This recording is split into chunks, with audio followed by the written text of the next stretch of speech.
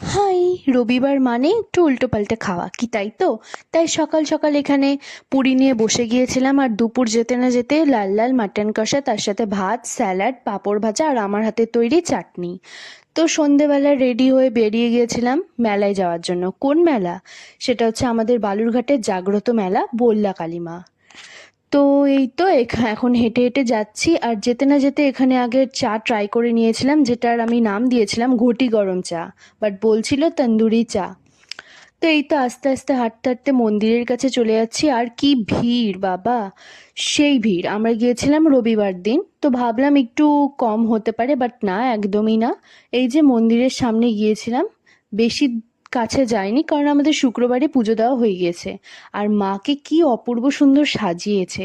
তারপর একটু এদিক ওদিক ঘুরে জিনিসপত্র কিনে খাওয়া দাওয়া করে ওখান থেকে বেরিয়ে আসি।